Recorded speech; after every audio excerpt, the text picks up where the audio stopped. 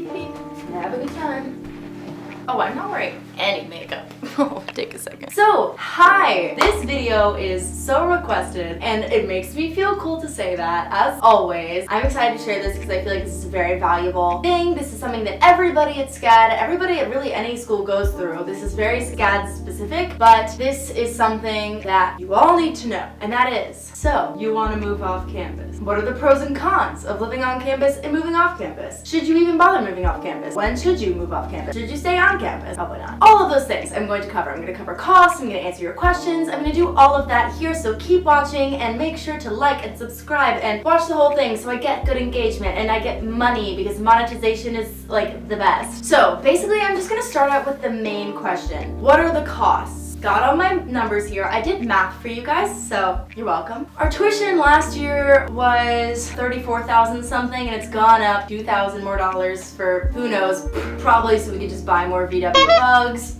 I don't know. This is disregarding our tuition, which is $36,630. So that is like something that you're gonna have to pay no matter what. So we're just kind of disregarding that. We're just gonna go through the cost of on-campus living and off-campus living. On-campus housing. So you're a continuing student. You have to pay a reservation fee of $750 just to reserve your room, just so they know you're still on campus. It makes no sense. That money literally, I don't understand it, but you have to pay it. And then the rooms vary. They go anywhere from $8,739 to $14,848. So it kind of depends if you're living in a single apartment, like suite style room, or if you're living in just like 4 people, 1 room, crammed in, getting to know each other, lots of love, you're gonna hate each other, that kind of room. That's like, it's like, what do you want to pay for? So we're just gonna say that you're gonna pay around $10,000 just because that seems to be like sort of in the middle-ish. I didn't really do the math, I just kind of guessed that. I don't know what the actual like median is or whatever. And your meal plan, the one that you're set up with naturally without changing it, even though you should always go for meal plan B. The average meal plan is $1,836. So all of this added together for 9 months, assuming that you're going to be there for 1 whole year, which is just you're living there 9 months out of the year, is $13,586. Okay, so now we're going to take it to off-campus housing. And I'm doing this kind of based off of myself, and I feel like I have like pretty average rent. I'm like kind of thrifty and like bargainy, and I don't really spend that much on groceries, but I'm just saying as like an average consumer, this is what this is. Rent is around $650 per month, but if you're doing that for the whole year, say you don't sublet in the summer, say you're not going abroad, it's $7,800. Then utilities, give or take, each month is going to be approximately $50. That for a whole year is $600. And then let's say groceries, you spend $150 a month. That's like a little bit more than like a thrifty grocery person, but also a little bit less than the like Whole Foods hoe who's gonna like buy LaCroix every day. We love a LaCroix girl. So 150 times 9, doing that times 9 and not times 12. You're going home during the summer, so that is $1,125. So I know all those numbers sound big, but for 1 whole year off campus, that is $9,525. So 1 entire year off campus, $9,525. On campus for 9 months, not a whole year, 9 months, $13,586. You're clearly paying much less to live off campus. However, scholarships do come into play and are better if you're on campus. If you move off campus, you lose 30% of your scholarship, unfortunately. That does not affect any kind of government or like federal issued scholarship. So if you have like FAFSA, like financial aid, whatever, that will stay with you 100%. But if you have like an academic scholarship or one for like your portfolio when you applied, 30% of that will go away. Depending on how much your scholarship is, this could matter. Now I'm gonna go through some pros and cons of living on campus. Food for you is super easy. They cook it up, you just go, you eat it, whatever. The buses are there and they'll take you everywhere. Your scholarship, you keep your scholarship as I mentioned before. And you also have C-store and dining dollars. Every dorm has its own little convenience store, which is like food, so like snacks. Live on campus for snacks. That's really as good as it gets. Now for cons of living on campus, food just like, although it's there, it just really isn't that good. Like it's as good as it could be, which just isn't true. There's not a lot of space for work. I would just run into having so many like samples and drawings and big things that I would need to store places that I couldn't really because my dorm was so small. So there was nowhere to just like put my stuff. The piles and piles, they stacked up. So although the buses are there, they're slow and they're aggravating. Sometimes they're full and you can't get on, sometimes they're late, but they're not always super reliable. There's security guards, so you have to get your ID checked every single time you go into the building, which also comes into play with my next con. Having visitors is super hard. You have to get it cleared first, and they have to have a pass, and they can only stay for a certain amount of days. Like, I know a lot of girls who are dating guys who don't even go to Scad, and they just like can't. They just like can't. It just doesn't work like that, you know? There's a lot of rules. Like, it's a dry campus, and you like could get red cards for being loud or being like a little tipsy. Like, it's college and you want to have fun, but there's still rules you have to abide by. Like, kind of annoying. And it's expensive,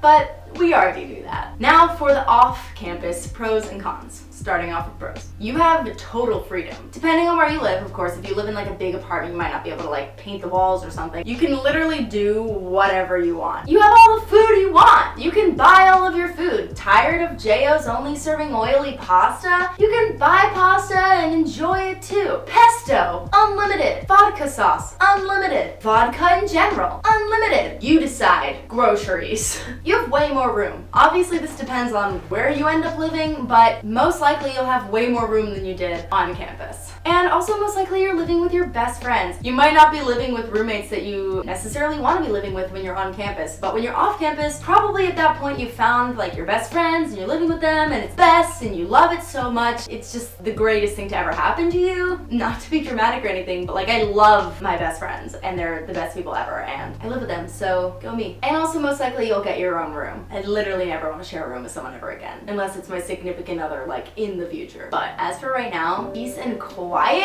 Yes, please. But however, there are some cons to living off campus. I'm sitting on my foot and it is like so tired.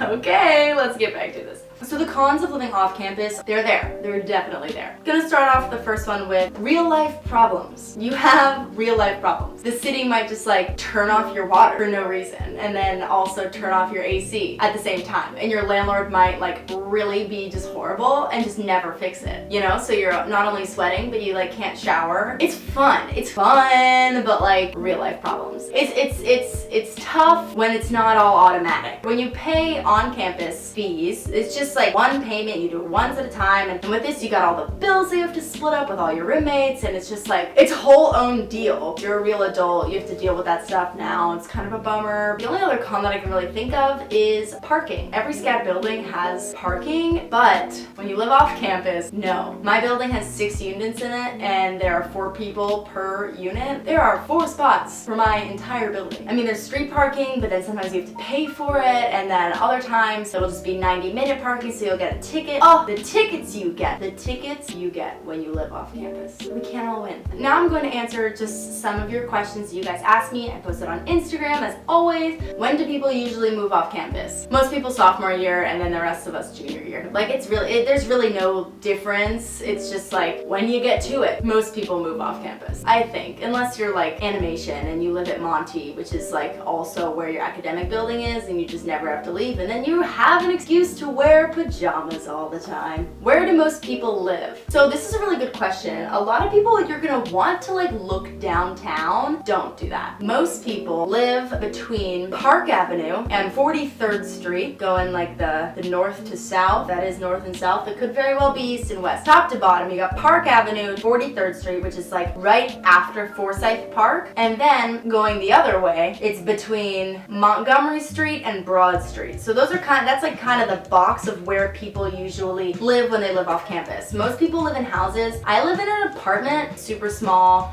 It's really nice. There's like a lot of split level houses. which I don't know if that's actually what they're called. But that's probably the most common, honestly, where there's 2 doors and one group of people lives downstairs and the other group of people lives upstairs. And honestly, I rarely even go downtown now. If I ever go downtown, it's like to go out, and that's if I ever go out, which is never. I just don't go downtown, which is so nice because it's just so touristy and so busy down there, and everything I need is here. Can you live off campus as a freshman / do you recommend it? You can, but I don't recommend it unless you need to for money purposes. I really think that living on campus is so beneficial for freshmen because that's how you're gonna make most of your friends, and it is a very social thing. Although there's drama with roommates, like I think it's important to go through that, honestly, because you learn how to like deal with confrontation and living with other people and stuff that you didn't know before coming to college, to get that like college experience, you know what I mean? And that being said, somebody did ask me if you lose the college experience when you move off campus, and I don't think that's true. Can you rent out your room if you go abroad? Yes. Some people say that their landlords don't let them do this. It's like such an under the table thing. I'm subletting my room when I go to Lacoste this spring, and it's to someone who I know and like trust and love, and she's super cute and great. You should follow her YouTube channel, by the way. It's Lauren Quo. I'll link her down below. She is gonna be staying here while I am in Cost, and that's super common. A lot of people do that. I'm gonna make a study abroad video and I'll put that in there, but it's really no big deal. You just kind of like, you pay the rent and then they pay you back kind of deal, or like if it's from some like online portal, you could probably switch the card and just get them to do it, but it's really common. A lot of people do it, and because everybody's always like switching back and forth from different campuses, it's really common for people to need apartments for just one quarter. Easy ways to find an apartment? Question mark? Not even apartment, just like house. Oh my god, I'm so warm. Honestly, just look online. We looked on Zillow and like all the other ones. I don't even remember what they're called, but you know, just like all the house websites. And also it's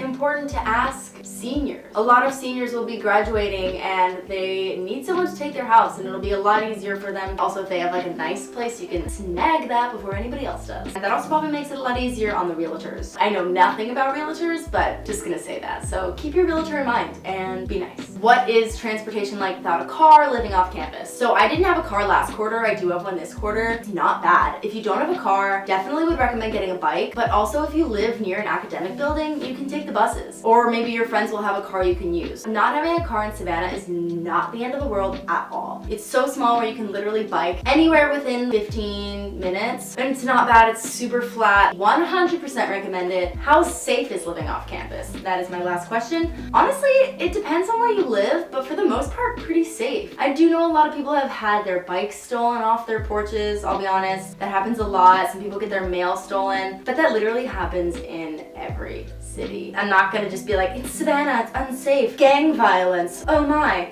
because it's not that bad. It's really not. And it's like, I mean, don't be dumb. Don't run around at night alone, women, okay? I have never felt unsafe. I mean, you don't have a security guard at your door, but I think it's pretty good. But yeah, that is it for this video. I hope it was helpful. I don't know, let me know what you guys think. I seriously just wanna help you guys, and I hope that this stuff is like useful information and that you can use it, share it, whatever. Hopefully I answered your questions. Everybody just wanted to know about cost. So yes, it is cheaper to live off campus. There you go. Please, please, please, like I beg of you in the most like not needy way, the most like loving way, please like and subscribe and comment down below. Like get that engagement up, you guys. I'm just like trying to be a good YouTuber out here, but nothing's happening. So watch all of my videos start to finish right now. If you don't, consider yourself blocked. Thank you for watching. Goodbye. Live off campus.